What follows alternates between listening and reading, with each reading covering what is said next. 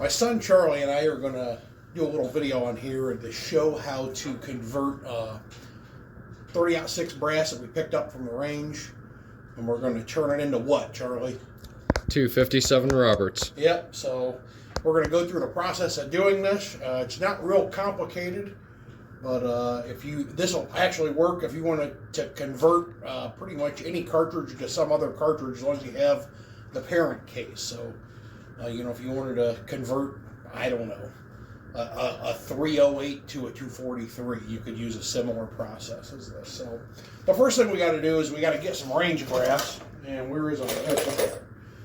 So here's some range brass, 30-06 that we picked up. It's military brass. It's got the green stuff around the primer.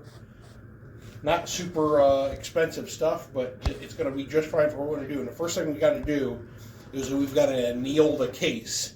And what that does is it makes it softer. Can you zoom? Are you zooming in there? There we go. So there's our brass off the range, and what we've got to do is we've got to anneal it. We've got to make it soft so it'll work. So there's 1,000 ways you can do this. Usually, what do we use? We just use a lead pot, actually. Yeah. So when we are making bullets, casting bullets, we'll just put the cartridge, we'll dip it in some oil, and we'll put it in the lead pot for 5 seconds. I forget how long we hold it there. 8 seconds. 8 seconds. Okay, we put it in there for 8 seconds, and we take it out, and it's annealed. This is another way you can do it. I don't feel like firing up the lead pot. You can use a propane torch. Turn it on. I got a socket in my drill with the cartridge in it. I'm going to go 6 seconds. I'm going to count. 1, 1,000, 2, 1,000, 3, 1,000, 4, 1,000, 1,006, 1,000. 6 seconds. That sucker's annealed. Get yourself a good metal coffee can to put them in, and you just keep on doing. 1, 1,000, 2, 1,000, 3, 1,000, 4, 1,000, 5, 1,006, 1,000. That's it. All right, step 2. The next thing we have to do, now that we've got our brass annealed, what we have to do is we have to neck it down to 257. Now the problem is we can't just go from a 30-06 to a 25 caliber, a 30 to a 25. That is too much. It will crinkle the case. It just will not take us. So what we have to do is we have to do an intermediate step. So what I have here is a 7x57 Mauser die, and this is a sizing die. And what I did was I took the expander out of it. So we just have, the only thing this is going to do is neck this down. It's not going to expand it back out. It's going to neck this down to a 7 millimeter. And from a 7 millimeter, we can go down to a 25. We can do that, but we can't go straight from a 30 to a 25. So we have to lube our case. So I'm just doing it the old-fashioned way with an old lube pad. We put our case in here. That way.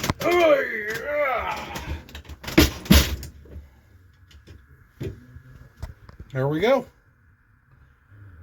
So now we've got a super, super long 7x57 Mauser round. So the next thing we're going to have to do is we're going to have to take this and we're going to have to trim it. And that's going to take 2 steps. So I'm going to let Charlie show you how to do that.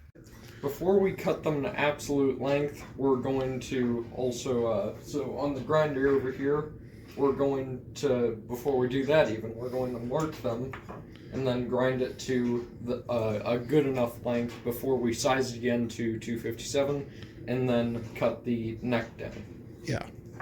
On the lathe outside. So we just take the micrometer and put it on here, and there.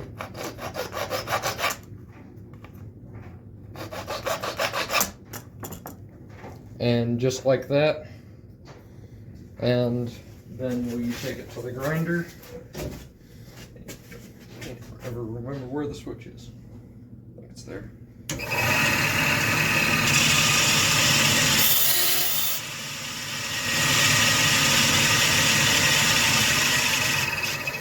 And and that's all we do. I left it a little short so we can have a little bit of room, because it's going to be sized again to 257, so that's going to be sized down, and that's going to be longer. Need to have a little wiggle room, right? Yeah. All right, let's go size those down to 257. Right, now we're going to lube them and then neck them down to 257.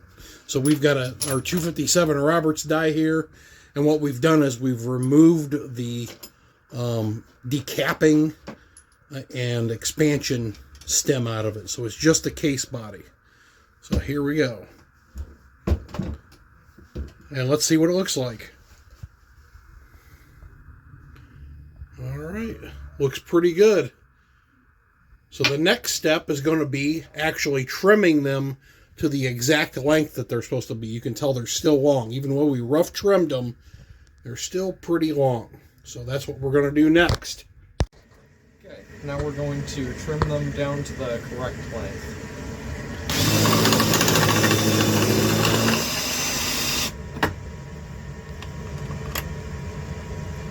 And it should be 2.3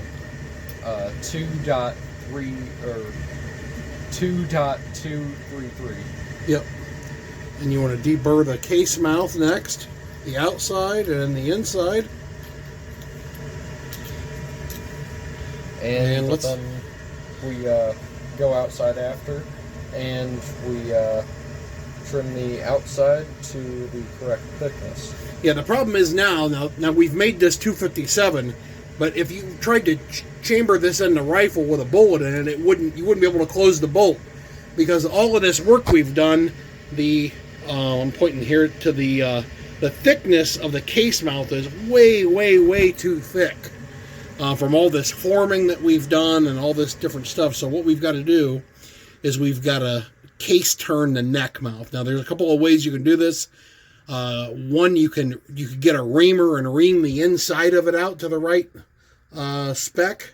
But we don't have a reamer, but what we have is an ancient metal lathe, and that's what we're going to use. So we'll show you how to do that now. For our final step of making this brass, what we've got to do is we've got to turn the necks down. And Hornady makes a tool to turn down necks, and so do a lot of other companies. They're about $200. I don't have one of those tools, but I do have this 1935 metal lathe here, and I came up with a way of doing this. So what I have here, in the drill chuck, I have the shell holder. So just the same shell holder you put in your chuck, I put that in the drill chuck. In my 3-jawed chuck here, what I have is a round piece of round stock, and you can't really tell it, but this end of it's turned down. And what I did was I turned this end down to 257, the same diameter as the bullet. Now I've got my case, and my case has not been expanded. It was only sized. So this is tight. So when I put this in here and I run the tailstock in, what you'll see is it's bulging. It's going in hard. And the reason it's going in hard is because the case is smaller. The case is actually smaller than the end of this, the hole in the middle. So now what I've got to do is I've got to run this cutter all the way to the neck and trim the outside of this case mouth down to the correct size. So I'm going to get this loose. I'm going to turn the lathe on, and I'm going to very slowly, by hand, just start feeding this in. You can see it cutting.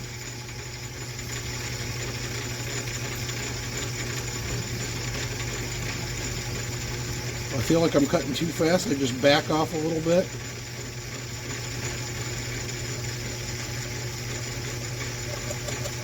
And I keep going till I bump the shoulder. There it is.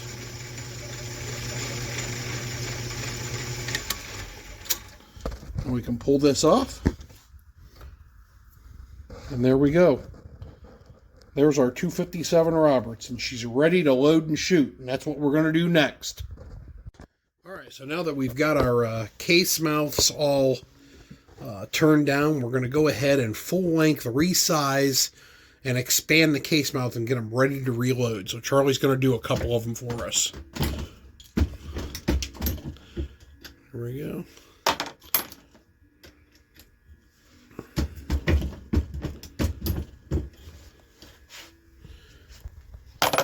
You can see what they look like.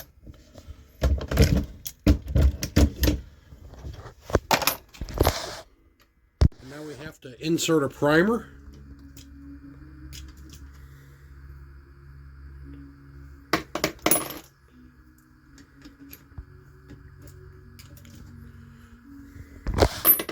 Alright, so now we're going to dump in our powder charge, and we're using 4350 powder.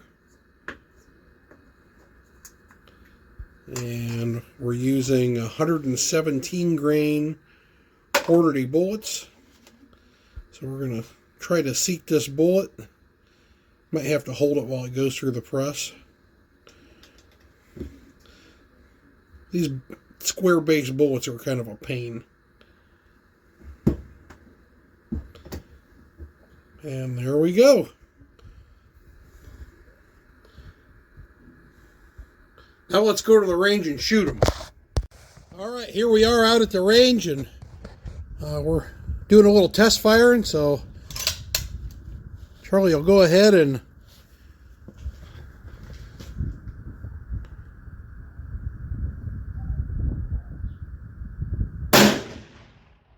oh yeah. We'll show you the targets here in a minute. Alright, so we're back from the range, and here's the best group we got, which was about 1.25 inches at 100 yards, which is not great, but not terrible. Definitely good enough to hunt deer with. This 117 grain Hornady bullet, we've not really had a lot of luck with it. It just doesn't shoot that great in this gun. The gun seems to do better with lighter bullets for whatever reason. Must be the twist rate of the gun, or it just likes lighter bullets. But 87 grain bullets, it will shoot 3/4 of an inch, half-inch groups at 100 yards. But anything heavier, the groups open up to inch and 1/4. Doesn't, just we've done everything we can do to try to make it better. We've tried about 5 different powders. And we're just going to leave her alone. So we appreciate you going through our little experiment with us. Here's all our once fired brass. And everything looks good. So it's ready to resize and go through the cleaner and load up for real. Thanks.